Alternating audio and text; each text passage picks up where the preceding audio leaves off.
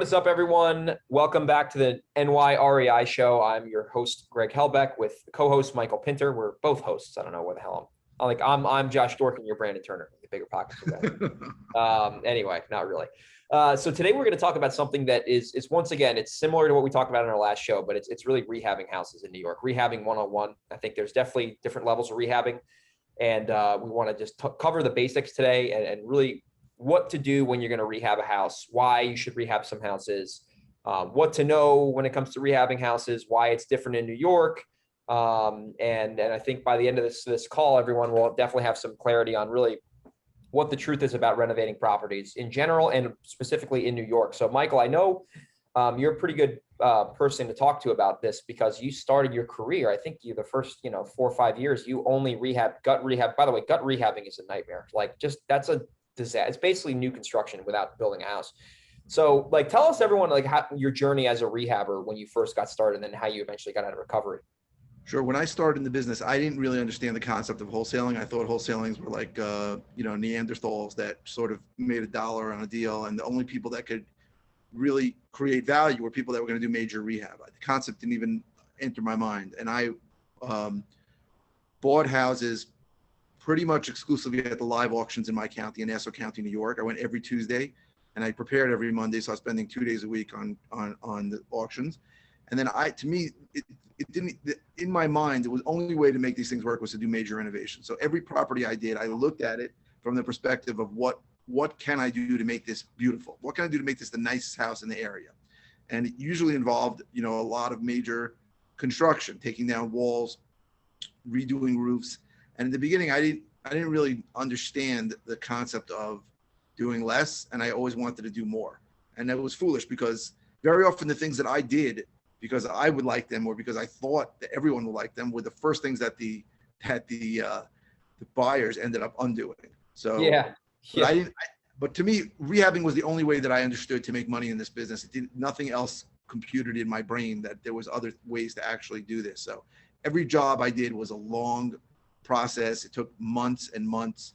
And every time it was like a cat and mouse game when we're talking about local municipalities of whether I get permits or whether I didn't get permits. And there were a lot of issues every time. And rehabbing is a great thing. And I made money on almost every deal I did. I think I lost money on 3, and we can talk about why I lost money later. But rehabbing it's a part of the business. Even if you're wholesaling, you're going to sell it to a rehabber. So you need to have some understanding of rehabbing, because if you don't, then you're not going to really understand what the number you should be putting out your wholesale deals is. Yeah, no, 100%. So let's cover the first part now. So actual costs of construction. As we're recording this, there's the COVID pandemic happened, and now materials have gone up. So we don't need to beat a dead horse there. That's obvious. It's going to be more expensive. But when it comes to construction on let's just do a single family home, because that's more straightforward. Hey, is your internet working? Oh, Michael. Oh. Yep, you're kind of floating in and out. Yeah, you're good. You're good now. You there? Okay. We're both on the road. Yeah, we're both on the road right now, so hotel room Wi-Fi can get a little hairy. I think you're back. Your audio, as long as your audio is good. Yeah, you're as long as your audio is good. Yep. You there? I can hear you. I've heard every word you said. Okay, cool. Can you not hear me? No, I can hear you. I can hear you. Your video is a little funky, but whatever.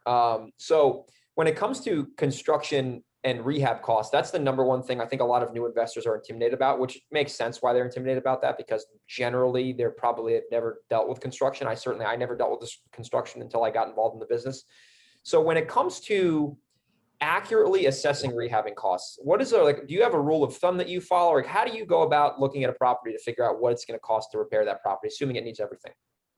So I don't have a rule of thumb. I know there are people that use basic square footage, but for me, since I've bought so many houses where I didn't have to do certain things, where there was a bathroom that was okay, or there was a kitchen that just needed council tiles, needed the whole kitchen. So I don't gut renovate everything. So I go through a house and I can come up with a number really quickly. This is a kitchen. It's going to cost me 15 grand. This is a bathroom. It's going to cost me 5 grand. It needs a roof. It's probably going to be 8 grand. I just go through it and just quickly come up with a repair estimate. And it's people don't talk about it, but one of the hardest things that I had to do when I was gut renovating was figuring out what to do and what not to do. It's not so simple, right? And for me, because I don't always know what I'm going to do, what I'm not going to do, and I don't just gut renovate everything at all anymore. I don't have a rule of thumb. I need to go in and just see what it needs. And sometimes somebody will tell me, hey, it needs a kitchen, it needs a bathroom, it needs floors. They can tell me the square footage on the floors, and I'll say, you know, I think it's a $30,000 rehab. That's what I'll say, right? Yeah. But I don't use the square footage number when I figure it out. Yeah, no, I think that is, I'm the same way. I don't really, because then a lot of times it's the inventory is different too. The market, like the sub market's different. So like, you know, the cost per square foot to renovate a house in Westchester is going to be different than the cost per square foot to renovate a house in Orange County, because the buyer is going to be different. So the biggest thing I look for, and you mentioned a great point that I want to hit on here, is like, you know, when you walk a property and you've walked enough properties to know what's going on, the biggest thing to know is, like you said, what not to renovate and what to renovate. So I'll use an example. I did a house where it was technically a gut renovation, even though it really wasn't. The basement was gutted, but then we gutted the basement, but upstairs we did mostly cosmetic and kitchen. But this property, for example, it had a wall in the middle of the kitchen and the living room, and that like kind of prevented the flow from the house, prevented flow in the house. So we took the wall down, which was necessary. So we opened it up, put an island in the middle, which is not that hard to do. But like, for example, if I were to go get white shaker cabinets, I would have wasted, you know, $4,000 or whatever, because I didn't need white shaker cabinets. I should have painted the cabinets white. That was my mistake. It ended up selling. But you need to not, when you're rehabbing a house, you need to know, if I put $1 into this, how am I going to get $2 or $3 or $4 out of the construction, right? Because a lot of people I see there, they waste money like rehabbing the landscaping or putting something stupid in the house that's not going to be appealing to the buyer. And I've always found that kitchens and bathrooms really sell the property, and the price, obviously, it's a function of price, as you would say. But I see a lot of rehabbers going out there, and they just, every house they do, they just gut the whole entire thing when they didn't need to. And I'm like, you know, and some of them, it's easier for them to do that. I get it. They have construction crews and whatnot, but over rehabbing is such a, it's such a bad sickness in our business, especially in New York, because when you over rehab, now you're going to put yourself in a situation where you can potentially get the building department involved when you didn't have to. You know, the neighbor sees, you know, the cabinets coming out of the house and they call, or the neighbor sees, you know, they look through the window and the wall is open. So there's so many things you can do to prevent that. You need to really know essentially what is your buyer going to look for, and who is your buyer for that product, right? And then that's something where you need to know your submarkets. Like, I'm sure down in Nassau County, you know, some areas, like I don't really know, I mean, maybe like Oyster Bay or something is probably going to have a more luxury type finish versus an Elmont. Sure. You have to know the market, and also the price point is a big indicator of that, right? You're not going to finish a $900,000 ARV house the same way you're going to finish a $500,000 ARV house. So it's important to know. So sometimes people ask me, well, how do I know what ARV means, or what do I need to do to get it to ARV? And I usually tell them it really comes down to like 5 or 6 things. I go, the exterior of the house has to be okay. The roof obviously can't leak. The exterior siding or whatever fascia is out there has to look okay. And then the mechanicals all have to work. The plumbing has to be good. The heating has to be good. Electrical has to be good. It doesn't need, you know, people think that I have to upgrade every single house I have to 200 amps. There are plenty of houses that are small. They don't need 200 amps. You don't need a new panel.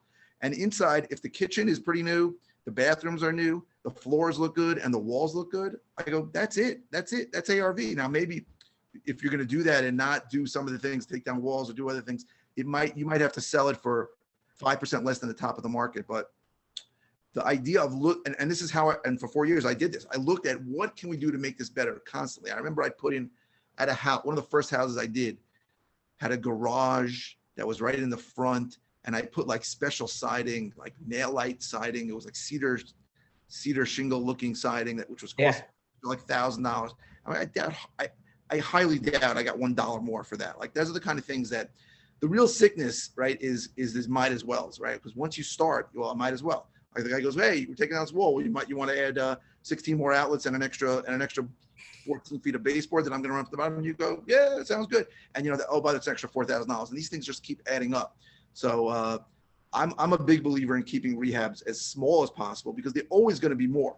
So if I keep it small and it's a little more, it's in check. But if I have it large and it's more, and it's a problem. So we have a mutual friend who's doing a rehab now that I thought it was going to be a $30,000 job, and it's turning into like a $60,000 job. And he's still going to make a lot of money on the deal. but he keeps calling me and goes, should I do this too? Should I do this too? And I'm like, no, don't do it. Like, don't do it. Like, there was one thing we did. We sort of added change a staircase around so they had access to a bedroom upstairs that wasn't through another bedroom. Like that, I think is a big deal, because then you can really have a 3-bedroom house instead of a 2-bedroom house. But like, he keeps going, should I do this? Should I do this? And I go, don't do it. Don't do it. And that's really how rehab works. Rehab works every time you do something, it leads to other things. Every time you got renovate a bathroom, you pull down those walls, you always find something. Oh, there's termite down. We got to replace the studs. Oh, the shower body is really old. We got to replace that. Like, things just keep going. The smaller you can keep the rehab, the happier you're going to be. 100%. And you almost don't want to know what's going on sometimes, like if it's something that's not going to like harm the consumer, if it's like something minuscule that you think to the naked eye, it's like, oh my God, that's bad, but it's really not a big deal, so you got to keep that in check. So there's a few things I do with rehabs when I do them that really make the property very appealing at not a high cost. So I'll just rattle off a few of these things. So the number one is the lighting of the house. Like, that's something that people don't really realize, like, especially in the wintertime in the Northeast, it gets dark out at like 5 o'clock. So if you can swap out like a lot of people, the perception they have of these houses when they walk them is like, they got old lighting in there. It's like, looks like crap. It's like this lamp here in my hotel room. And if you just put in like nice new LED, like energy efficient lights and paint the property, that is going to make the thing look like it is in a magazine, because you just paint you lit the property well, and then you use the nice color code. And I'm not like a color code guy, but you just use like a logical gray to make the house look newer, and you paint the ceilings white, just like my hotel room here if someone's watching this. And that makes the whole property look beautiful, right? That's cheap. That doesn't cost a lot of money. Right. Another thing I've noticed too is, if there's hardwood floors on a property, like let's say under the carpet, there's hardwood, that's great. You just sand and stain that thing and it looks brand new, and the perception of the house is totally different. If you don't want to put in hardwood floors, and I would never really recommend putting in hardwood floors, that's extremely expensive. There's this thing, I'm actually stepping on it right now. It's vinyl plank flooring. It's plastic. It snaps on. And anytime you see a rehab property, when you're comping houses, most likely, if there's not hardwoods, they have this vinyl plank. It's either like brown or gray, and it makes these properties not that well. It's not dirt cheap, but it's not crazy expensive like hardwood. And just throwing vinyl with lights and painting the property, flooring the walls makes a huge difference, right? Though that laminate, I've been using that for years. It's really not that bad. No. I used to buy it at Lumber Liquidators by the truckload, and the same. I used to buy grays. It almost looks like wood, and feels good. I used to buy the thicker one, but a big shortcut that I found, which has made me a ton of money, is a lot of the bathrooms in my area are really old, and they have a horrible color tile. So they'll be yellow, pink, blue tile, and that's gross looking, and that screams old and horrible. What I do is I'll bring in a reglazer, and the guy will come in and reglaze the tub. Sometimes the tubs are pink or blue. Reglaze the tub and the walls all white.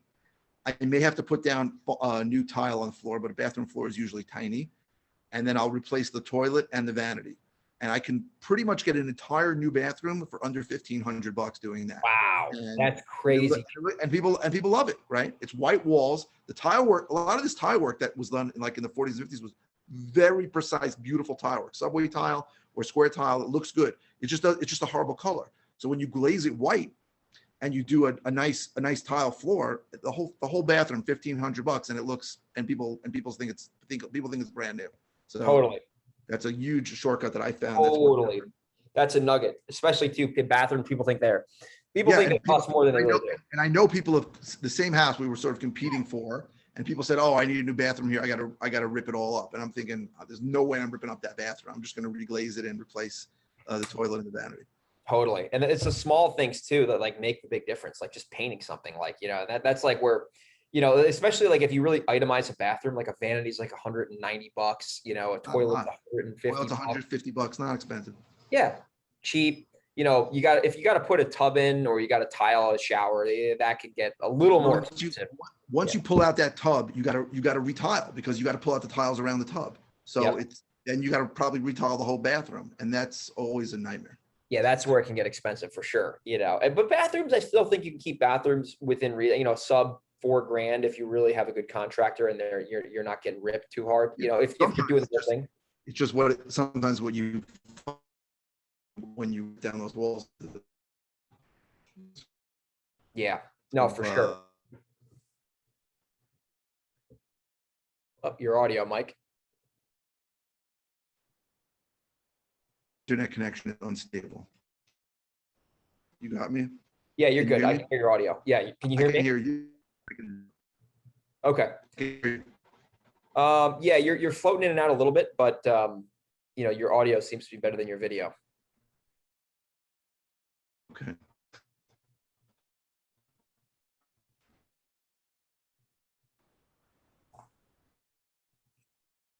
Here. You there? Yes. Yes.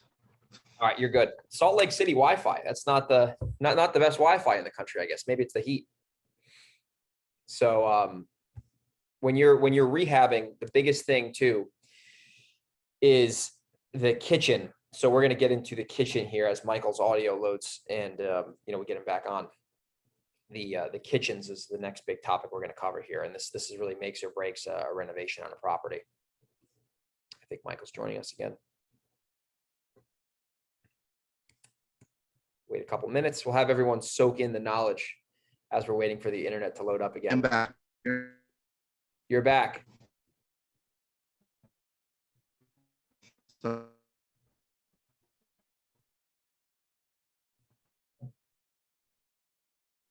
unstable. Are you on Wi-Fi or the cell hotspot?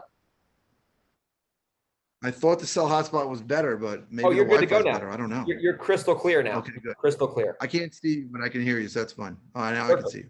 Yeah, you're good. So the second thing I was going to mention was kitchens. So here's how you hack kitchens. So number one, if you can take down a wall that doesn't have electric, that's very straightforward. That's just sheetrock and some studs. But if you got to take the electric and reconfigure the electric, that's really not that big of a deal. It sounds scarier than it is.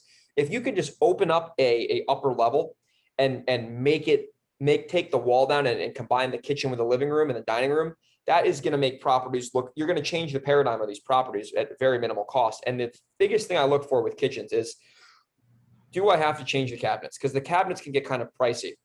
Most of the time I'm going to be changing the appliances, and the countertops aren't that bad. But really, I see where people start spending a lot of money is they change cabinets that they don't need to change. And all you need to do with cabinets most of the time is paint them white, right? That's like, if you paint cabinets white and change the fixtures, super cheap, and it makes them look brand new. If the cabinets are falling down and they're not, like, that's obvious. But a lot of these cabinets, you know, especially these expensive ones, they almost look like the old ones. They're just obviously new ones. And cleaning, changing the fixtures, and painting cabinets is a huge act where you're not going to overspend on these rehabs. Changing hardware, it's such a weird thing. A lot of the older cabinets don't have any hardware, like you just open the thing, but just adding nice new hardware to cabinets and painting it for sure makes a huge difference in how the whole kitchen looks.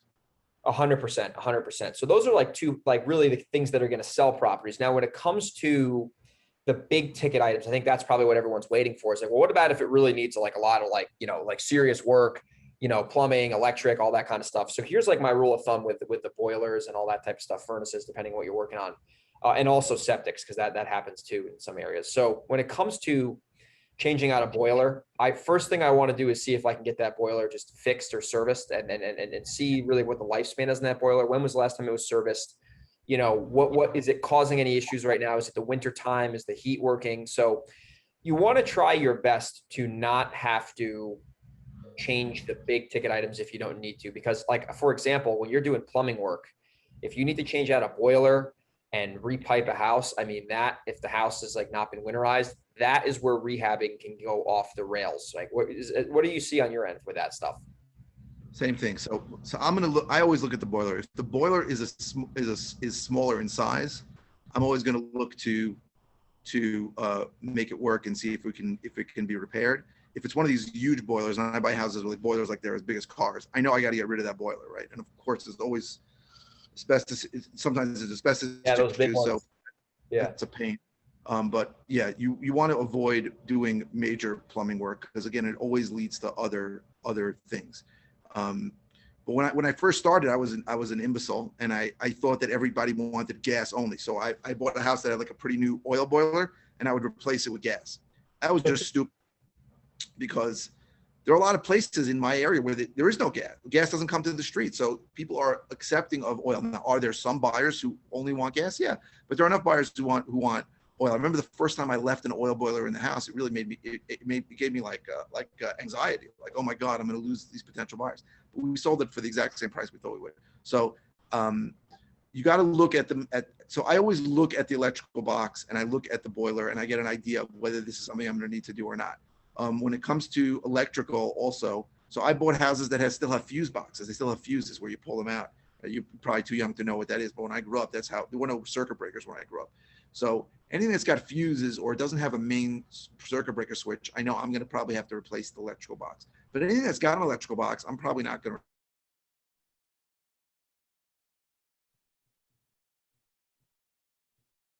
Oh, Mike has another audio issue, but he's talking right now about, when it comes to electric, if you have like a fuse box, is basically they were done in like the 60s and 70s and 80s, and that's an electrical source where a new buyer is going to see that, or not preferably, most likely the home inspector is going to see that, and they're going to turn around and they're going to raise a red flag, and they're going to turn around and they're going to Mike, you there? Yeah, they're gonna just, the home inspector is gonna see the red flag with the fuse box, and you're just trying to prevent problems that are most likely gonna happen before the contract gets signed with the inspection. So that's why the fuse box, what does it cost for you to do full blown electric upgrade on the house? Like if you got to replace a fuse box and put a new. I have to put a new electrical panel. It'll probably cost between 1,500 and 3,000, depending on how many amps. Yeah, and that's the world. Yeah. And that's something. The problem is that sometimes you do that, and then you realize that the wiring is really bad, and then the electrician won't do it unless he rewires everything, and then rewiring everything makes them. You got to break down all these walls to run. They call them home runs, right? Where they want to run every single fixture back to the home to the electrical, and that could be 10 grand.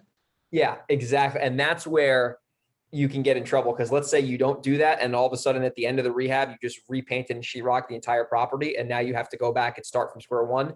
That's when you can get into serious trouble. And that's where the rehab bills start ticking up, and up, is because you didn't know in advance what you should have done. And it's always like you want to start with those big ticket items and then work your way back into doing the sheetrock, work your way back into doing the floors, work your way back into painting the cabinets. Because if you don't get anything cosmetic should be done last. The main systems, the plumbing, the electrical, the roof, the windows, those things have to be handled first. For sure. When it comes to windows and like exterior work now, what do you see like down in Long Island when it comes, like if you have to, like around the Hudson Valley, it's like about $350, $400 a window, like just for the window itself. So when you're doing like windows, like let's just say exterior work, windows, roof, siding, rule of thumb, is that costing you somewhere between 10 and 15 grand usually with all that? Well, the siding is really, if I have to reside a house, it's usually a lot of money. I mean, it could be 10 grand to reside a house. Yeah. I find that very often I don't have to reside a house. Even if it's an old material, I can usually paint it. And if I paint it a decent color, it'll look good. Roof is also, every house is different. So I've done roofs for $6,000 and I've done roofs for $16,000. It really depends on how many square the roof is. Sometimes you don't even realize how big the roof is until the roofer gets up there and starts counting. And with windows, as long as they're vinyl windows that open and close and lock, I'm fine with them. If they're older, single pane windows, I'll probably replace them. But you got every situation is different. I'm like a basement window, I may not repair, but the first floor and second floor, I will. It's on case by case basis. Yeah, no, exactly. Something with roofs that I've learned too, there's 2 tricks I've learned with roofs. And the first one is that most of the time, all you got to do is put another layer on the roof, which is, instead of having to rip off the roof and retar, it's just, that is where it gets expensive. You're taking the roof to the studs. Another thing I've noticed with roofs is I always have my contractor do roofs on Saturdays. You know why? Because on Saturdays, the building department isn't out, or they can do it on Sundays if they prefer Sundays, if they want to, have fun on Saturday. But if you can get a roof done with minimal resistance, always try to do that on the weekend. Always try to do clean outs on the weekend. If you're going to get a dumpster involved, depending on where you are, try your best to do a lot of that work on the weekend. That's obvious to the naked eye on the street. And then the internal stuff, you could focus more on the weekdays. But the last thing you really want, I mean, listen, if you're getting permits, it's a different story. But if you're trying to do work, that might not require a permit, or you don't want to open up a can of worms, if you can turn around and get a lot of that stuff done on the weekend, it's just going to be easier. You know, it's You know, going what's to save funny? money. What's funny is that in my area where there's crazy municipalities, I don't think there's one area that requires a permit to replace a roof. I A know by full you, roof? I know by you they do, and by us they don't, which is Really? weird. So That the is roofing, strange. the roofing I don't mind, but a clean out or something like, where you don't want to get the attention of the municipality, I'm going to try and do that. You know, put a dumpster in the back, that kind of thing. Yeah. Another hack I've noticed with cleanouts is like, we'll hoard all the crap in the garage and it'll look like a hoarder house. And then Floor to like the ceiling. last day. Yeah. Ceiling We guy, just bring in 3 trucks and fill them up and get them out of there. fill them up and get them out of there. Go There's right a to guy, there's a guy Hershey who we both met, or I know, and you met last week, and I wholesaled him a house and I went to go walk it like mid job site. And I walked like there was a fence, and I walked behind the fence and it looked like it was like, that show Storage Wars or something. And I'm like, dude, what are you doing? And he's like, oh no, we're just saving all the good stuff for last, because you don't want to put yourself in situations where you're going to have the building department get involved when they might not need it to get involved, so you want to just mitigate that. Because like we said on the last show, another thing, this will be our final point with the rehabs, like on how to like do them the right way, is like, let's talk about stop work orders, what they are and how to go about them. Because I'm sure every investor is going to run into them if they rehab enough houses. So Michael, what is a stop work order? Stop work order is when a municipality believes that you're doing work on a house that required a permit and you didn't get a permit. So they'll issue a stop work order on it. With the strength of a stop work order is that if you continue to do work, it becomes a criminal offense and they can arrest you. So you don't want to do work with a stop work order. But every municipality is different as to what a stop work order means. For some, it's just a 30 day. For some, it's no pause at all. They just want you to come in, pay for a permit, and come and do inspections. For some, it's a 30-day stop. For some, it's a 60-day stop. But my general rule is it's better to ask for forgiveness than permission. And I don't mind if I'm doing work without a permit that is on, let's say, borderline needs a permit, and I get a stop work order, I don't cry and say, oh no, I knew that was a risk that I took and it's a business decision I took. There are places in my area where it could take 8 months to get a permit. So if I took a chance to do work without it and now I got to wait and get a permit, that sucks, but I would have had to wait before anyway. So you'll see stop work orders on buildings, on houses all over my area where people get stop work orders. I see them all the time. But sometimes if you know somebody there, they can get rid of it quickly. Again, it's not something you want, but I think that if you do enough renovation, it's something that's going to happen at some point in your career. 100%. And it's just like with the stop work thing, like you just, if you know in advance you can get it, right, and your municipality, like I'm sure, like Michael, what areas in Long Island are like notorious for really gridlocking you with the stop work order? Because like obviously you have so many towns and villages and stuff. Like, well, let's just give this like more some context to where. Town of Hempstead is pretty tough with stop work orders, but it's a big town and there's a lot of inspectors. So every inspector area is different. Village of Hempstead, which is in the town of Hempstead, is very tough. The village of Malvern is very tough. There's so many. Some villages are really nice and they're like, just come in and file a permit. And some villages, treat you like a criminal and you have to go to court. So I've had to go to court several times over stupid things like that. Over a stop work order, they made you to court? Yeah. The village of Hempstead, any violation you get, they make you come into court and waste half a day while a DA pleads you down and the judge yells at you and berates you. Oh my gosh, what a disaster! And in the town of Hempstead, does that consist of a lot of like the main hubs where the subdivisions are located, like in your area? So the whole Nassau County only really has 3 towns: it's town of Hempstead, town of North Hempstead, and the town of Oyster Bay. The town of North Hempstead, we haven't mentioned, they're the worst. I think the worst municipality on the face of the planet. They're disgusting, and it takes a year. It could take a year to get a permit there. It's insane. I think I'm still waiting for a permit that I ordered 7 years ago. I just sold the house and left money in escrow. I didn't even bother with it. But so the town of Hempstead's big. I think it's the biggest town in the country. There's a lot of people in the town of Hempstead, but again, it's area to area. There are some inspectors that go out there and look for problems, and there are some inspectors that are nice guys and will work with you. So 100%. Know the area.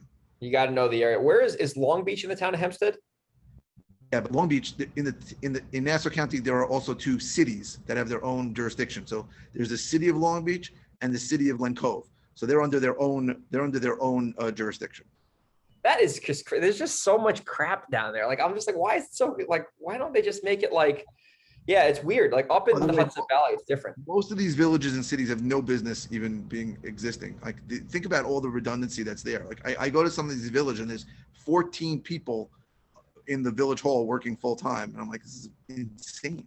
A lot of these villages have their own police departments. They don't need that. There's Nassau County Police, but people are not, these things are not going away. That's just the way it is. Yeah, that's true. And the thing with that's why the property taxes get so high. They have all those mouths to feed, and it's Exactly. interesting. Michael, have you done rehabs in Suffolk County? Because that's a little bit different out there. Yes, it's You've done- different. But it's the same idea. There's bunch of different towns in Suffolk County. Yeah, And you got to just deal with the individual towns. Some are good and some are not as good. some are bad. Now, why is Suffolk so much cheaper? Because you think Suffolk would be more expensive because it's near the Hamptons and it's got more water coverage. Suffolk County is much bigger than Nassau County, but most of Suffolk County is less dense and further away from New York City. So I think that's why most of Suffolk County is cheaper, just further from the city. Nassau is really close to the city, so people can easily commute into Manhattan. And before pandemic, most people did that. Interesting. Yeah, I didn't know. I thought all these towns that were in Nassau, I didn't know they were in Suffolk. Like I didn't know how big Suffolk was compared to Nassau. And Nassau is really almost like a mini Queens. Yes, I mean, there's really only two counties on Long Island. Suffolk is much bigger. It even has a slightly higher population than Nassau. Nassau is much smaller, much more densely populated.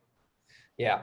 Now, with your one more example on the rehab side of it, to use a little case study, I know that I was listening to a podcast the other day, and you were talking about you bought a 7-unit property, and it was like a total disaster, like the rehab. So, like, what did that whole thing really consist of, and how did you go about that? Because that's a big job, big property, big money. Like, just walk everyone through how you kind of approach that, and then we'll kind of wrap a bow on the show. I mean, it was a crack house. I mean, there were literal crack addicts in the property. One that was living there had a hole in her roof, complete hole. You could see up to the sky. She used to have a garbage can underneath it for when it rained. And she went bonkers when I bought the property, because I started doing renovations, just clean outs on some of the other units. And she would literally stick her head out the window and scream at the contractors that I'm calling town on you, you're in trouble. And I'm like, I'm pretty sure you got arrested 7 times here. So I don't think they're going to really take your word for it. But we needed to really gut renovate the whole thing, and we had to make certain decisions. Like there were gas stoves in the units. We changed it to electric because I didn't want to deal with a bunch of gas meters, and we needed to change the boiler. And we needed to run. I ran separate. There weren't separate thermostats for each unit, so I ran separate heating. What the hell's the thing? Heating runs for each unit so that everybody would control their own heat. By the way, that's a big deal. When I buy any kind of multifamily, even a 2-family. If there's only one thermostat, I'm gonna have a guy do it, because the worst calls you get are, I'm too cold, I'm too hot, or this guy's driving me crazy. I can't stand those. So everybody gets their own thermostat. They still complain, but at least it's not based on the other guy. So we had to run that. We had to run a lot of heating pipe. The roof, like I said, the roof was a disaster because there was a hole looking in. So we had to redo the roof, which is expensive because it wasn't a flat roof, but it's a pain. And we got renovated the entire property, everything from really down to the studs, and redid it. And I used a horrible contractor. A lot of that stuff is coming back to haunt me now. I think we've had it 5 years. Like, all the toilets are breaking. I got to replace them, and there's something else going wrong all the time. But I know that I screwed up because I used a horrible contractor. Yeah. It was a big job. I think it cost $400,000 in renovation. Oh my God! You basically built a new house almost. Yeah, it was a big job. It was a lot. It took a long time. We obviously needed permits for everything, and it was a big job. Took a long time. And what were there tenants in every unit when you bought it, or were there some vacant units that you were able to just turn around? There were some vacant. I paid a bunch of people to get out. We paid off people to leave. Some people had left. Some people left without us paying. That crack whore who was up there, we had to evict. She left, thank God. It was different. It was really the building was disgusting. Oh my gosh! And now you're happy, because I mean that deal. I remember you told me about that deal a couple years ago, and my eyes almost popped out of my socket when I heard the profitability of that thing. Like, is that thing just is that your best deal, like, that you have right now that you're keeping? That's like a cash cow? Yeah, it's probably the best deal I'm keeping, but it has pros and cons. I self-manage it, so I sort of deal with I get people calling me that people are walking too loud above their heads. I hate those things. but it's a good deal. It's very cash flow positive. That's rare to find in Long Island. Obviously, we've talked about that on previous. It's hard to find a multifamily at all. I mean, there's very few properties that are like 5 to 10 units. They're very few. Yeah, especially too. And I mean, just rehabbing. I just did a rehab on a small apartment building, mixed use building, and that was that was a whole other animal, because there's you got different units, and you don't want to over rehab stuff. You got to think about the tenants. I'm actually selling it now, but yeah, I mean, there's so much to go with rehabbing, and I think our episode today really kind of laid the foundation with it. One more thing I want to cover, I forgot to mention this. General contractors doing the whole thing versus hiring out subs to do the entire thing and having a project manager doing that yourself. What have you done in the past, and how has that worked for you? I've done both, and it really depends on how good they are and how much more the GC is going to charge you to run the deal. So it's got to make sense financially, right? And you have to figure out how much time you want to be involved also. Sure. Managing contractors is very, very tough. I know you have a good project manager out there who does that for you, and that's a big deal. I don't have anybody to do that. And managing contractors is probably one of the hardest parts of rehab, because most contractors are not good businessmen, cannot manage multiple jobs, are not going to do what they say they're going to do. And even if I'm not saying they're dishonest, I'm just saying they say they're going to do X today or this week, and it doesn't get done. And it's easy to just not be on top of it, but you got to be on top of every job you're rehabbing, just to make sure that things are moving along according to schedule and that no major mistakes are being made. Yeah, and that's another thing too with the. So what I'm saying about general contractors, so listeners, if they don't understand, like when you hire a GC, the GC basically runs the entire job, and they have the subs do all the work, right? And they make a little markup on that. But when you hire subcontractors, that just means that like you're hiring a carpenter for the carpentry work. You're hiring plumber, a roofer, or whatever. So you're going to save a lot generally if you do the sub route, but you got to make sure you manage that you manage them high and tight, and you got to make sure the flow of the rehab is going in sequence. The order it gets done is very important, right? You don't want to put in new floors and then paint the next day, right? And then screw up the floors. Something stupid like that. You don't want to bring a plumber in after you finish the walls, who then says, I got to break open the walls, right? So a GC is supposed to manage that. Some do a better job than others, but these are things you need to know. The order of the work you do is really important.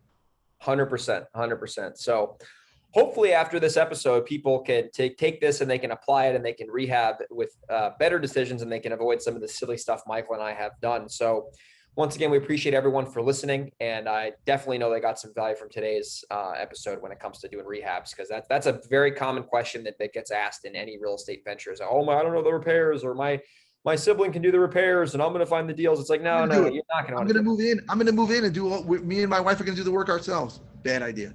That sounds like someone I want to wholesale a house to, so I can make a big spread. That's funny. Well, I hope everyone got some value, and we're looking forward to the next episode. And if you are getting value from these shows, if you can leave a review on iTunes or wherever you listen to this, copy and paste this show, share it with some friends, and we'll see everyone on the next episode. Take care, everyone.